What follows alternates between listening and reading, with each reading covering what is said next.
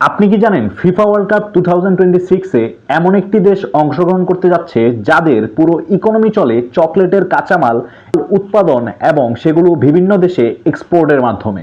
সেই দেশে পলিটিক্যাল পাওয়ারের চেয়ে মাফিয়াদের রাজত্বটাই বেশি চলে।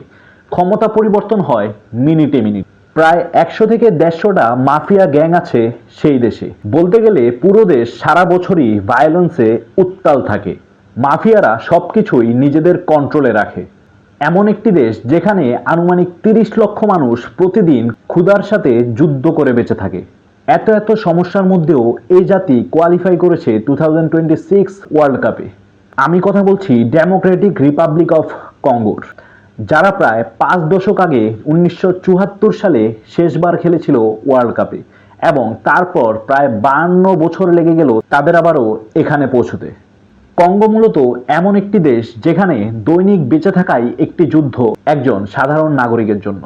তাছাড়াও তাদের দেশের সিভিল ওয়ারের জন্য প্রায় 70 লক্ষ মানুষ তাদের বসতবাড়ি হারিয়েছে। দেশটিতে এত বেশি দুর্নীতি যে 70% অর্থায়ন আসে কোকো এক্সপোর্ট থেকে, তার প্রায় পুরোটাই মেরে দেয় মাফিয়ারা। কৃষকের পকেটে আসে মাত্র 2%, যার কারণে সাধারণ নাগরিকের মাথাপিছু আয় নেই বললেই চলে এবং সেই বেকার জনগোষ্ঠী জড়িয়ে পড়ে অনেক বেআইনি কাজে এবং তাদেরকেই কাজে লাগায় এই মাফিয়ারা। কিন্তু এত এত কিছুর পরেও কঙ্গো কোয়ালিফাই করেছে বিশ্বকাপে। আমরা যদি তাদের ওয়ার্ল্ড কাপ ক্যাম্পেইনে একটু নজর দেই, তারা ছিল তুলনামূলক কঠিন গ্রুপে, যেখানে তারা সেনেগালকে ভালো প্রতিদ্বন্দ্বিতা দেখিয়েছে। টোগো এবং সুদানের মতো দলও ছিল তাদের গ্রুপে, কিন্তু সেখান থেকে তারা সেরা 2 থেকে সিএএফ কোয়ালিফায়ার্সে জায়গা করে নেয়, যেখানে তারা ক্যামরুনের মতো হেভিওয়েট একটি প্রতিপক্ষকে হারিয়েছে। তারপর সিএএফ কোয়ালিফায়ার্সের ফাইনালে তারা নাইজেরিয়ার মতো শক্তিশালী দলের সাথে ড্র করে এবং পেনাল্টি শুট আউটে নাইজেরিয়াকেও তারা হারিয়ে দেয় এবং ইন্টারকন্টিনেন্টাল প্লে অফে নিজেদের জায়গা করে নেয়, যেখানে তারা জ্যামাইকাকে হারিয়ে 2026 ওয়ার্ল্ড কাপে নিজেদের জায়গা পাকাপোক্ত করে নেয়।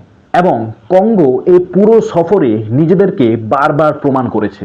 তারা সেনেগাল, ক্যামরুন, নাইজেরিয়া এবং জ্যামাইকার মতো বড় বড় দলগুলোকে হারিয়ে তারপরে কিন্তু তারা বিশ্বকাপে কোয়ালিফাই করেছে। তাদের জন্য হয়তো এটা শুধুমাত্র অংশগ্রহণ নয়, লাখো কঙ্গোবাসী যারা কিনা দুবেলা খেতে পারে না তাদের জন্য কিছুটা খুশির জোগাড়।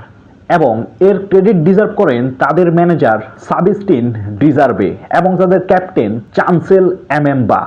তাদের দুজনের প্রচেষ্টার কারণেই কঙ্গো বর্তমানে আফ্রিকার অন্যতম পরাশক্তি হিসেবে নিজেদের জায়গা করে নিয়েছে ওয়ার্ল্ড কাপে। তাদের ইথিক্স ছিল হার না মানা মানসিকতা এবং যত কঠিন সময় আসুক হার না মানা।